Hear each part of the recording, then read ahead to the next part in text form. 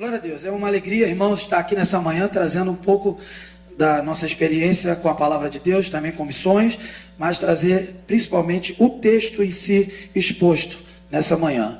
Então, eu queria convidar os irmãos, sem mais delongas, a abrir suas Bíblias em João 8, de 12 a 28. João 8, de 12 a 28. Enquanto os irmãos abrem, eu vou fazer a minha introdução, comentando que a Escritura ela vai mostrar que Jesus Cristo ele é a revelação máxima de Deus à humanidade. A gente está com o tema falando, eu sou esperança às nações. E não é sem motivo que na Escritura a gente vê Jesus sempre afirmando quem ele é. E nessa passagem interessante que a gente vai ler, em que a gente vai ver Jesus dizendo, eu sou, 6 vezes. Não à toa ele faz isso, e essa passagem é categórica, porque ela faz uma referência justamente à mensagem que o pastor Carlos Elias pregou no domingo passado pela manhã, em que ele expôs com muita propriedade, Êxodo 3,14, quando Deus afirma que a Moisés que é o grande eu sou. Então é como se fosse a continuidade, a revelação do Senhor, ela vem sendo progressiva até culminar no máximo, que é o nome de Jesus. E que inclusive o anjo Gabriel, quando fala para Maria o nome de Jesus, ele vai dizer o significado, que é Yahvé é a nossa salvação. Jesus é o eu sou, é a revelação máxima. Então vamos ler esse texto em que há um embate entre Jesus e os fariseus que não criam que ele era o eu sou. Então leiamos o verso 12. Falou-lhes, pois Jesus outra vez dizendo, eu sou a luz do mundo, quem me segue não andará em trevas, mas terá a luz da vida. E disseram-lhe, pois, os fariseus, tu testificas de ti mesmo, o teu testemunho não é verdadeiro. Respondeu Jesus e disse-lhes, ainda que eu testifico de mim mesmo, o meu testemunho é verdadeiro, porque sei de onde vim e para onde vou, mas vós não sabeis de onde venho, nem para onde vou. Vós julgais segundo a carne, eu a ninguém julgo. E se na verdade julgo, o meu juízo é verdadeiro, porque não sou eu só, mas eu e o Pai que me enviou. E na vossa lei está também escrito que o testemunho de 2 homens é verdadeiro. Eu sou o que testifico de mim mesmo, e de mim testifica também o Pai que me enviou. Disseram-lhe, pois, onde está teu Pai? Jesus respondeu, não me conheceis a mim, nem a meu Pai. Se vós me conhecesseis a mim, também conheceríeis a meu Pai. Estas palavras disse Jesus no lugar do tesouro, ensinando no templo. E ninguém o prendeu, porque ainda não era chegada a sua hora. Disse-lhes, pois, Jesus outra vez, eu retiro-me, e buscar-me-eis, e morrereis no vosso pecado. Para onde eu vou, não podereis vós vir. Diziam, pois, os judeus, porventura quererá matar-se a si mesmo? Pois diz, para onde eu vou, não podeis ir?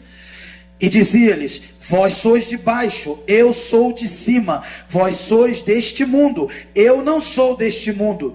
Por isso vos disse que morrereis em vossos pecados, porque se não crerdes que eu sou, morrereis em vossos pecados.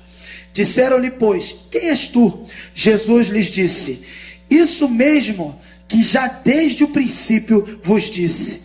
Muito tenho que dizer e julgar de vós, mas aquele que me enviou é verdadeiro, e o que dele tenho ouvido, isso falo ao mundo. Mas não entenderam o que ele lhes falava do Pai. Disse-lhe, pois, Jesus, quando levantardes o Filho do Homem, então conhecereis que eu sou, e que nada faço por mim mesmo, mas isto falo como meu Pai me ensinou. E aquele que me enviou está comigo. O Pai não me tem deixado, só porque eu faço sempre o que Ele agrada. Amém? Essa é a palavra do Senhor para nós nessa manhã. Vamos orar. Senhor Deus, eu te peço agora que o Teu Espírito nos ilumine para compreender a Tua palavra, para aplicar a Tua palavra aos nossos corações. Que saiamos daqui com uma experiência poderosa do grande eu sou, Jesus Cristo. Em nome de Jesus que nós oramos. Amém. Então, meus irmãos, o primeiro ponto que eu queria destacar é a primeira afirmação no verso 12, em que Jesus diz, eu sou a luz do mundo. Quando ele faz essa afirmação, Jesus ele está fazendo uma referência à festa dos tabernáculos que estava acontecendo. Era o período ali dos tabernáculos, da festa dos tabernáculos. Jesus já tinha tido um momento de ensino com aqueles escribas ali, com aqueles judeus envolvidos ali, no capítulo 7. E aqueles escribas não gostaram do que ouviram. Como muitas vezes vemos hoje em dia pessoas que pregam a palavra de Deus, missionários, pastores, e pregam exatamente a palavra de Deus, e alguns, de certa forma, com espírito de escriba ou com espírito do mundo, simplesmente não gostam do que ouvem, porque realmente não entendem as coisas de Deus. Não gostam porque são coisas de Deus, e acham que Deus é conforme o que eles pensam, conforme o seu entendimento. Aqui a gente percebe então que Jesus ele está ensinando. Aí no capítulo 7, eles não gostam, resolvem ir embora. Vão embora, e aí Jesus vai para o monte, aí depois retorna, tem um encontro com a mulher adúltera, em que eles estavam querendo apedrejá-la, porque os homens detentores da lei, os homens de Deus, eles queriam, era apedrejar o pecador. Mas Jesus então chega para, sabe, os irmãos sabem a história, chega para ela e dá uma palavra ali, quem tem pecado, não tem pecado, que atire a primeira pedra. E ninguém atira, e depois ele pergunta para ela, onde estão os teus acusadores? E aí ela vai dizer, não, já se foram. E ele diz para ela, então, a sua fé te salvou, te curou, vai, não peques mais, eu também não te condeno. E aí depois disso ele continua a ensinar, e aí é esse capítulo 8 que nós lemos, ele continua a ensinar uma mensagem que para aquele povo que detinha a revelação da palavra de Deus, eles eram o povo de Deus, eles achavam que conheciam o grande eu sou, e de repente Jesus vai dizer que ele é o grande eu sou. Ele vai de repente dizer que eles não entendem nada, e é interessante que ele vai falar justamente fazendo alusão, sendo até didático, eu sou a luz do mundo, mostrando ali os candelabros do templo, da festa, e que faziam alusão à coluna de fogo que guiou o povo no deserto, o povo guiado por Moisés, mas guiado pela coluna de fogo. Então Jesus resolve fazer uma comparação e dizer, sabe aquela coluna de fogo? Eu sou a luz. É isso que ele começa falando, e é uma mensagem que não agrada aquele povo. E aí ele continua dizendo, quem me segue não andará em trevas, porque quem seguiu a coluna de fogo no deserto não andou em trevas. Hoje nós seguimos a coluna de fogo que é Jesus Cristo, neste deserto que é esse mundo mau, e nós também, graças ao Senhor, não andamos em trevas, andamos na luz. Então Jesus, ele expressa essa verdade e diz, mas terá a luz da vida, porque podemos ver por toda a escritura e também na experiência que temos com Deus, de que a luz e a vida, elas caminham juntos, elas são uma única coisa. É Jesus Cristo que é a luz, que é a vida, e essa vida eterna é o que ele veio trazer aos homens. Então, meus irmãos, essa afirmação foi categórica e foi seríssima, já iniciando esse ensinamento tão, de certa forma, para eles lá, indigesto. Irmão, travou aqui o negócio. Puder passar para mim, Hugo? Agradeço, tá? Para o próximo ponto, tá? Então, continuando o próximo ponto, aí do verso 13 ao verso 18, nós veremos aqui a validade da autorrevelação de Jesus. Jesus, então, ele fala que é a verdade, não, que é a luz, e isso é uma verdade que não agrada, de certa forma. E aí no verso 13, você vai perceber já os fariseus prontos para acusar. Eles se colocaram contra esse testemunho e disseram, esse testemunho aí não é válido, porque você está falando acerca de você mesmo. Eles estão tentando argumentar até de forma jurídica, de que quem fala de si mesmo, esse testemunho é fraco, precisa de uma evidência, precisa de uma prova, precisa de um testemunho, de mais alguém. E aí Jesus no verso 14, veja você mesmo, ele vai dizer que o testemunho ele é verdadeiro, não porque precisa de alguém, mas porque sabe de onde veio e para onde vai. Ele sabe a procedência dele, a sua origem e o seu destino, e naturalmente não havia nenhuma testemunha que pudesse falar de onde ele veio, ele estava ali se revelando.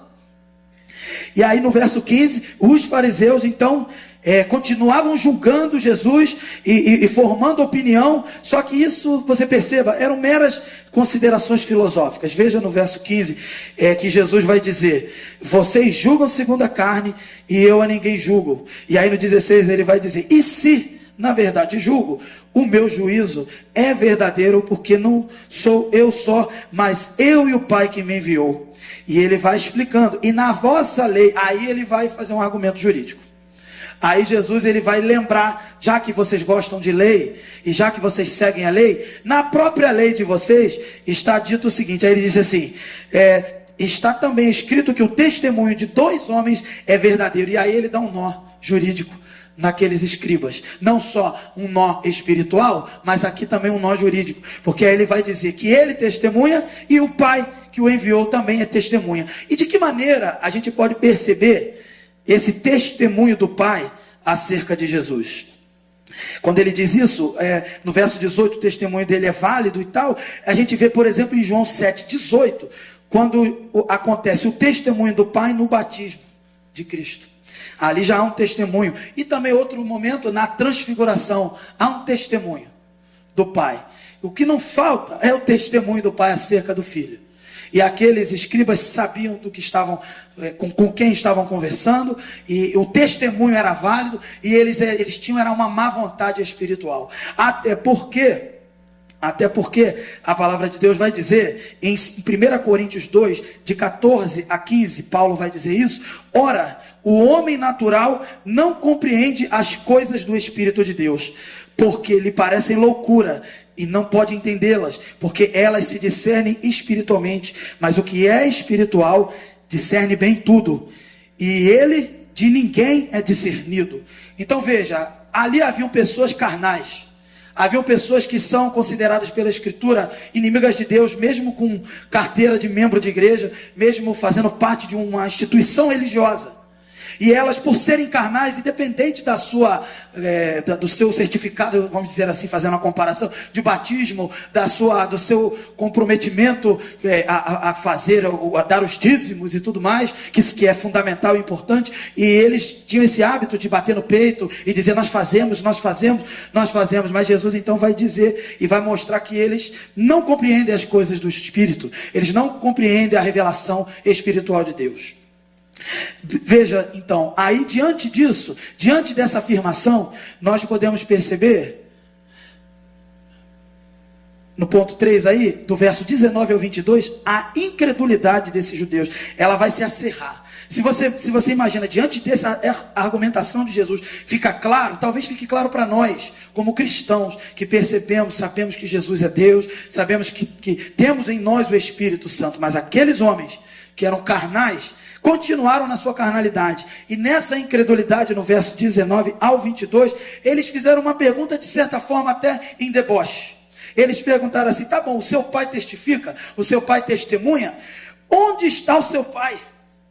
Cadê o seu pai? Quer dizer, eles não conheciam, eles não eram, afinal de contas, os que detinham a lei, e a lei que veio do Pai, a lei que veio de Deus, e eles não conheciam. Se conhecessem o Pai, saberiam que Jesus era o Filho, porque é da mesma natureza. E foi exatamente isso que Jesus disse: vocês não me conhecem e não podem conhecer o Pai. E é exatamente isso que acontece até hoje. O mundo não conhece o Pai e também não conhece Cristo. E quando o agente do Senhor, que é a igreja, levanta a bandeira de Cristo, apresenta Cristo, o mundo não reconhece. Apesar de cantarmos, eu sou esperança das nações, e proclamarmos isso e dissermos ao mundo, se dissermos isso, olha, Jesus é a esperança, ele vai dizer, beleza, ok, concordo, e segue o caminho dele. Até concorda com você, mas não deixa de ser um deboche, não deixa de ser uma carnalidade. Ele não compreende. E se você pensa, irmão, se nós pensamos que essas pessoas só estão lá fora, não, elas entram na nossa casa, elas entram no nosso templo, no templo do Senhor, aqui a igreja, elas estão entre nós, em todo momento, e nós precisamos continuar pregando como Jesus. Jesus foi alvo de provocação, de deboche, mas ele continua ensinando, sabendo que eles não entenderiam, porque como a palavra de Deus diz, a palavra não volta vazia, ela cumpre o que lhe apraz, ela cumpre o seu propósito, e para alguns o propósito será de salvação, e para outros, na verdade não, que Deus tenha misericórdia, mas de condenação, mas ela cumpre o seu propósito. O nosso papel como cristãos, como agentes do Senhor, que defendem a verdade, que proclamam a verdade, é sim de levar o evangelho, é sim de buscar aqueles que estão perdidos, mas muitos vão dizer não, muitos vão debochar, muitos vão se voltar contra. E o que fazemos diante dessa oposição? Jesus aqui continuou, e nós continuemos fazendo a vontade de Deus. Nosso papel não é converter, o nosso papel não é trazer resultado, não que não seja válido, e é válido. Não, nosso papel não é trazer relatório, estatística e número, porque se a gente for por esse padrão mundano, esse padrão numérico, matemático, a gente vai dizer que, por exemplo, o ministério de Isaías foi o pior dos ministérios que já existiu, porque Deus disse para Isaías que ele ia pregar para um povo que não ia se converter. Talvez, meu irmão, se nós hoje nos reuníssemos para ver, vamos enviar um missionário, vamos enviar Isaías, e aí de repente, depois de 3 anos de compromisso, de contrato, qual é o relatório de Isaías? Preguei e ninguém se converteu. Vamos tirar o missionário, ele não é competente. Vamos removê-lo do seu trabalho, ele não é competente. Nosso pensamento não pode ser carnal. O nosso pensamento como igreja que envia missionários, que prepara missionários, como agência missionária, não pode ser no padrão mundano. Aqui você vê Jesus pregando para um povo que não queria, que não se convertia. Afinal de contas, vamos tirar Jesus do campo missionário e vamos agora enviar um outro que seja melhor do que ele? É isso que Deus fez? Claro que não. O que Deus fez aqui? Permitiu que Jesus continuasse. E Jesus continuou de maneira obediente. Meu irmão, Jesus era o Deus encarnado. Ele não precisava argumentar com carnais. Ele não precisava perder tempo, como se ele também precisasse de tempo, né? Jesus é eterno, mas ele não precisava estar ali, mas ele estava ali por amor àqueles que ele iria salvar. E o nosso papel como agentes desse Senhor, agentes de Jesus, que levam a esperança, é por amor suportar a oposição, não só em Campo Grande, como também aos confins da terra. Foi isso que Jesus fez. Quando perguntaram para ele, onde está o teu pai? Isso aqui, segundo Hoskins, no seu livro O Quarto Evangelho, ele vai dizer que a verdadeira natureza é perceber que não conheciam, os escribas não conheciam a natureza de Jesus. Eles estavam ali confessando a ignorância acerca do Pai, confessando diante do Filho que não conhecia o Pai. E não à toa Jesus vai dizer, vocês não conhecem mesmo. Aí ele vai dizer no 20, o 19, não me conheceis a mim nem a meu Pai. Se vós me conhecesseis a mim, também conhecerias a meu Pai. Ele deixa claro, vocês não conhecem. E aí o narrador, no caso João, ele vai comentar que Jesus estava falando isso no lugar do tesouro, ensinando no templo para situar o povo. E fez um comentário interessante. Já era motivo para que ele fosse apedrejado, odiado e preso, o que fosse. Já era motivo o que ele estava dizendo. E aí ele disse assim, e ninguém o prendeu, porque ainda não era chegada a sua hora. E isso me faz lembrar na passagem que Jesus vai dizer que ele entrega a sua própria vida, ele dá a sua vida. Ninguém pode tirar a vida de Jesus, ninguém pode matá-lo, ninguém pode destruí-lo, a não ser que ele queira dar. E como não era a hora do plano de Deus ser cumprido, ele entregando a vida ali, não aconteceu. Não era chegada a sua hora. E aí Jesus continua dizendo, e aí Jesus aprofunda, nesse verso 21, e Jesus continua mostrando para eles, ele diz assim, eu retiro-me, e buscar-me-eis, e morrereis no vosso pecado. Ele está dizendo assim, ó, eu vou fazer a obra, eu vou cumprir o plano, vai ter um momento em que eu não estarei mais aqui com vocês, e vocês, o que acontecerá? Morrerão no vosso pecado, porque não conhecem o Pai. Uma pregação amarga, para um povo que também precisava de uma pregação, para um povo que também precisava do Evangelho.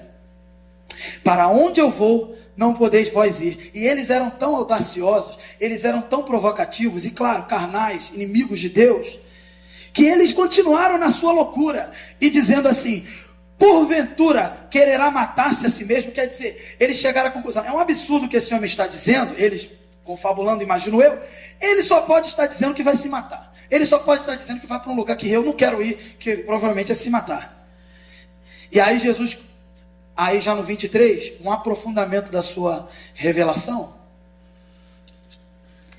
Jesus então ele diz assim, vocês ou vós são de baixo, eu sou de cima, vós sois deste mundo, eu não sou deste mundo, por isso vos disse que morrereis em vossos pecados. Ele explica, ele se dá o trabalho de explicar, porque se não credes, aí ele fala categoricamente, que eu sou, morrereis em vossos pecados. Gente, que terrível afirmação e tão sublime, corajoso, e devemos aprender com a coragem de Jesus. Ele disse, eu sou, na frente de pessoas que queriam matá-lo por dizer isso. eu sou. Se vocês não crerem que eu sou, morrereis em vossos pecados. E aí, eles, carnais como são, mas já começaram a perceber assim, tem algo acontecendo. Tem alguma coisa aí que eu não estou entendendo. Mas eles não davam braço a torcer. E aí no 25 eles disseram assim, quem és tu? Afinal de contas, quem és tu? Cara, irmão, ele está falando. Ele está dizendo quem ele é. E eles chegam e insistem, quem é você? Quem é você? O mundo está dizendo isso. Nós levamos o evangelho. E o mundo está dizendo, quem é você? Quem é esse Jesus? Nós levamos a palavra revelada e aqui como igreja e o mundo está dizendo quem é você. Existem pessoas neste auditório talvez, existem pessoas que frequentam os nossos bancos aqui da igreja e nós estamos dizendo Jesus Cristo é o Senhor, Jesus Cristo é a esperança para as nações e Ele está dizendo quem é você? Quem é esse Senhor? Quem é? Não estão ouvindo, têm ouvidos e não ouvem. Quem és tu? E aí Jesus faz uma afirmação interessante nesse mesmo versículo, porque você percebendo pelo verbo no grego, ele vai fazer uma afirmação tipo, eu estou falando desde o início isso, o que eu sou, não preciso repetir, como se fosse isso. Mas também esse princípio, desde o princípio, é também uma referência à eternidade, em que desde o princípio eu sou. Ele está falando isso. E aí ele disse assim, isto mesmo que já desde o princípio vos disse, muito tenho a dizer e julgar de vós, ou seja, diante de vocês, a ira de Deus está revelada e eu tenho mesmo que julgar. Mas aí ele diz assim, mas aquele que me enviou é verdadeiro e o que dele tenho ouvido, isso falo ao mundo. Eu tenho uma missão a cumprir, que é salvar. Não vim aqui julgar e condenar vocês diante de tamanha insolência.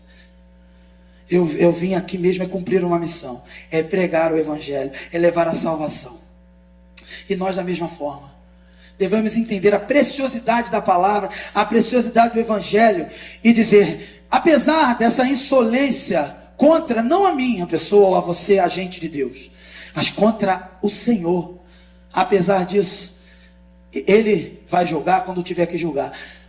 Eu tenho uma missão a cumprir, pregar o evangelho. Eu tenho uma missão a fazer, pregar o evangelho, levar a palavra de esperança, levar a esperança a quem precisa. Então, meu irmão, se por algum motivo o irmão encontrou-se com pessoas que rejeitaram o evangelho, o próprio Cristo vai dizer, quando vocês forem levar a paz e não receberem vocês, retire a paz, vá embora e leva até a poeira dos pés, porque você está levando a preciosidade da revelação.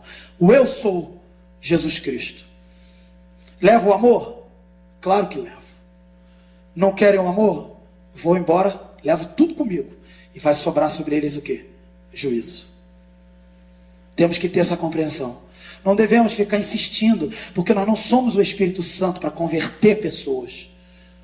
Nós devemos pregar a palavra. Pregue a palavra, pregue em tempo e fora de tempo. E aí então, diante dessa afirmação poderosa, Jesus continua, então, ele vai dizer, o narrador vai dizer no 27, mas não entenderam, olha, não entenderam o que ele lhes falava do Pai.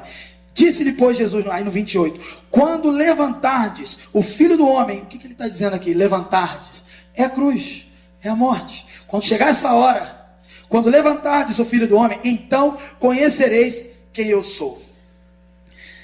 O que Jesus está dizendo aqui? Que este povo, especificamente, que matou Jesus, conheceu quem é Jesus, ou ali no ensinamento, ou no caso aqui, como ele disse, na cruz, conheceu quem é Jesus. E ai daquele que conhece quem é Jesus e rejeita. Nós somos agentes de uma verdade maravilhosa, porém terrível. Então Jesus, ele disse, quando levantares o Filho do Homem, então conhecereis quem eu sou, e que nada faço por mim mesmo, mas isto falo como meu Pai me ensinou, e aquele que me enviou está comigo. O Pai não me tem deixado só, porque eu faço sempre o que lhe agrada. E aí eu parei a leitura aqui até por uma questão do tempo, mas a conversa é longa e vai até o verso 59.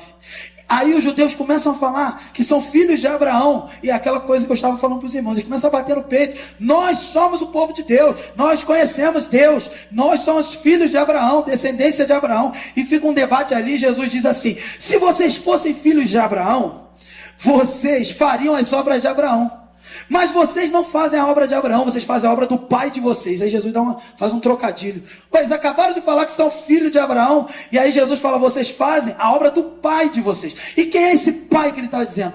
E aí ele vai dizer, aquele que era homicida desde o princípio. O pai da mentira.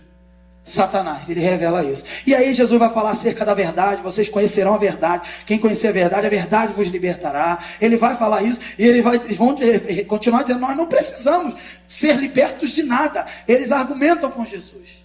Eles ficam num debate com Jesus, e Jesus continua fazendo isso, porque tinha um propósito de se revelar, a revelação de Jesus poderosa, e graças a Deus por essa revelação. Eu fico, meu irmão, diante desse capítulo, diante dessa conversa, eu fico assim até sem compreender às vezes, claro, compreendo, mas é difícil compreender de certa forma, porque pessoas não aceitam, não compreendem, não aceitam que Jesus Cristo é Deus, se Ele mesmo afirma de si mesmo aqui, e num debate tão acalorado, e Deus permite isso ser registrado na Escritura.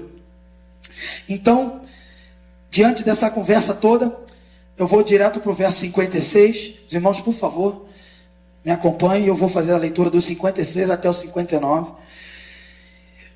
Jesus vai dizer assim para os escribas, para os judeus: Abraão, vosso pai, exultou por ver o meu dia, e viu e alegrou-se. E aí, no 57, disseram-lhe, pois, os judeus: ainda não tens 50 anos e viste Abraão? 58, disse-lhe Jesus: em verdade vos digo, que antes que Abraão existisse, eu sou. Paro por aqui rapidinho. Aí, meu irmão, diante dessa afirmação, aí acabou para os judeus. Aí no 59 o narrador conta: e pegaram em pedras para lhe atirarem. Mas Jesus ocultou-se e saiu do templo, passando por meio deles, e assim se retirou. Diante da incredulidade dos judeus, diante do aprofundamento da autorrevelação de Jesus, você vai ter agora um debate sobre Abraão, e Cristo se afirma anterior ao pai da fé, superior. Agora é para tacar pedra, o que eles entenderam. O homem carnal vai dizer isso, o homem carnal vai fazer isso. Se o profeta do Senhor, se o pastor, se o líder, se o missionário, se você como agente de Deus fizer esta afirmação diante do mundo, o que o mundo tem para você é pedra. O que o mundo tem para você é pedra. Mas Jesus nos chamou para isso. E nesse caso aqui não era a hora.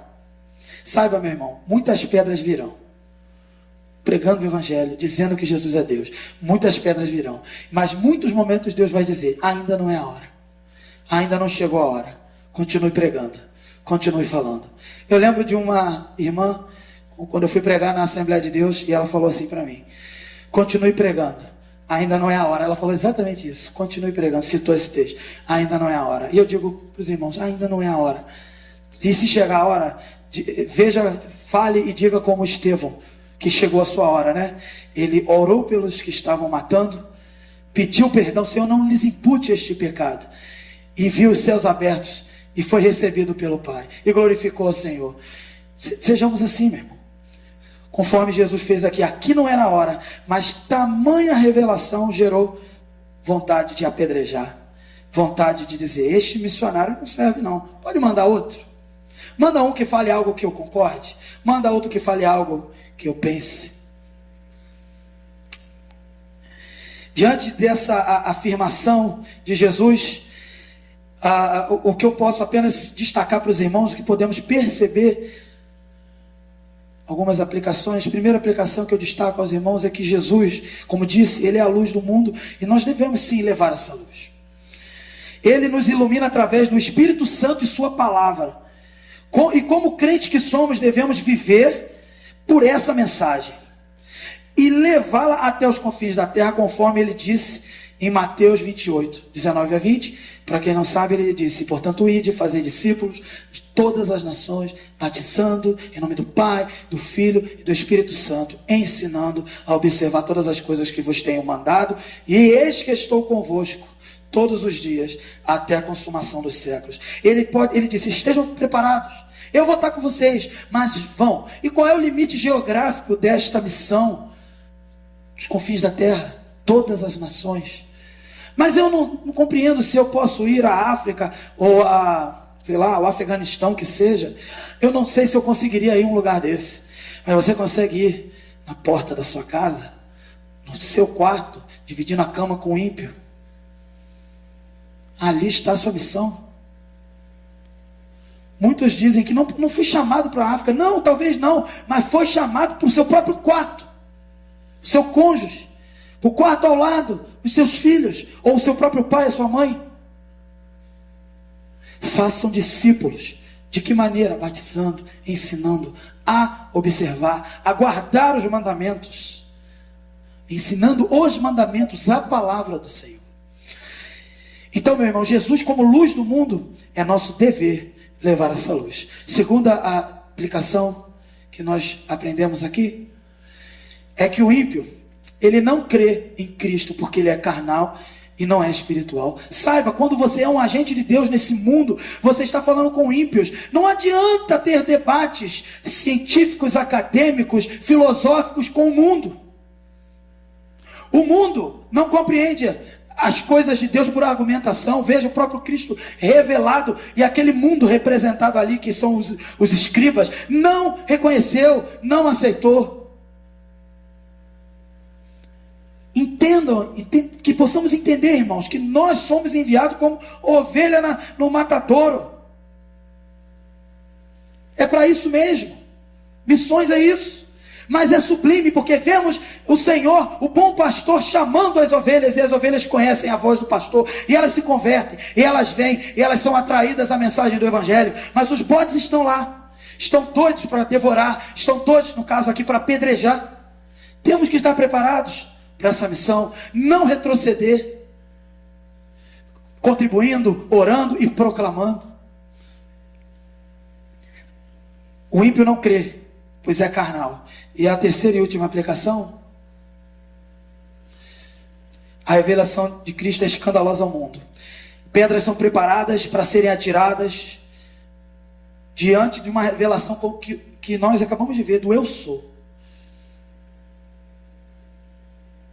Jesus Cristo, assim como Jesus, devemos portar e firmar esta revelação até o último dia, mesmo que tenhamos que morrer por causa de pedras atiradas a nós por causa de tão sublime mensagem.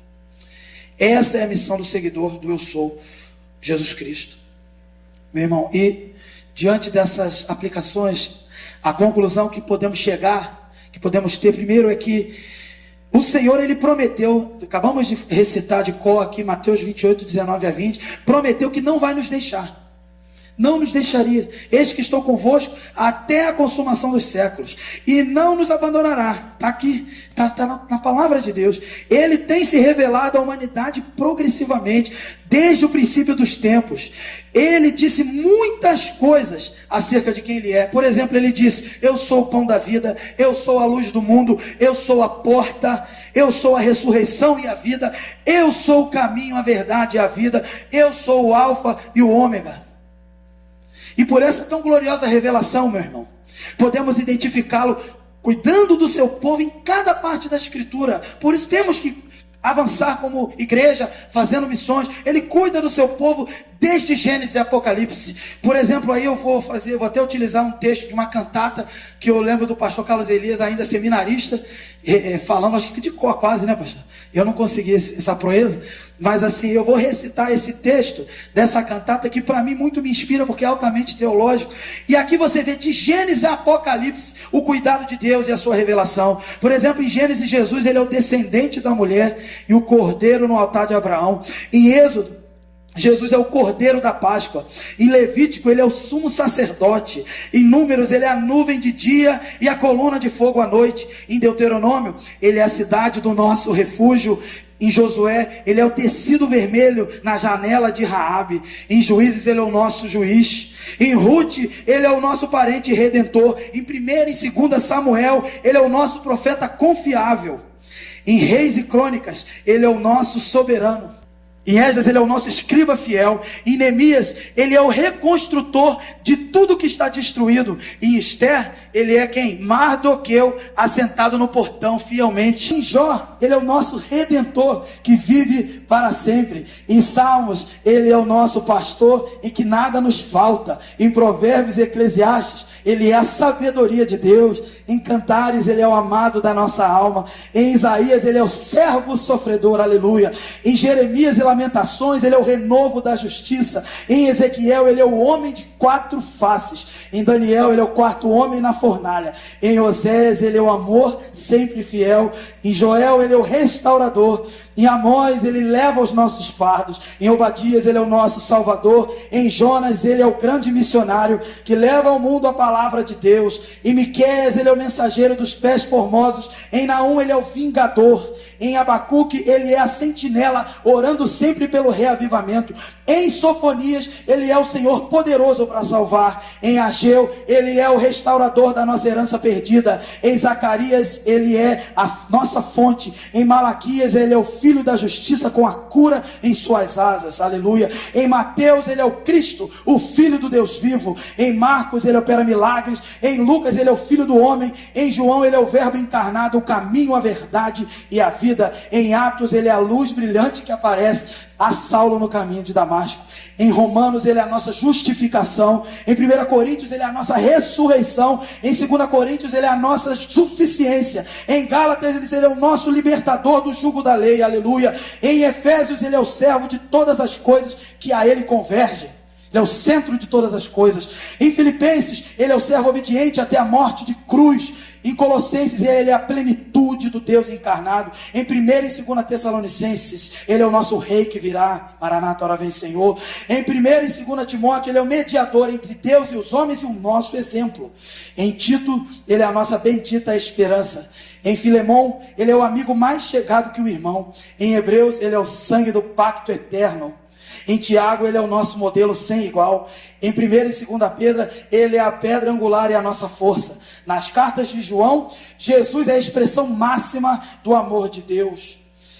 E em Judas ele é o Senhor que vem com milhares dos seus anjos. E em Apocalipse ele é o alfa e o ômega, o princípio e o fim, e conclama a sua igreja a erguer os olhos, pois é chegada a sua redenção em Jesus, o Senhor dos senhores, o Rei dos reis. Meus irmãos, que possamos colocar em prática esse tão rico ensinamento da Escritura de Gênesis, Apocalipse, para que possamos fazer a diferença nesta igreja, por onde nós passarmos, no campo missionário, quem sabe na Espanha, na África, em qualquer outro país. É tempo, meu irmão, de rendermos por completo ao reinado de Cristo, que se revelou em toda a Escritura para nos libertar das trevas, e que para tanto o Senhor nos abençoe. Aleluia, glória a Deus, glorifique o Senhor, meu.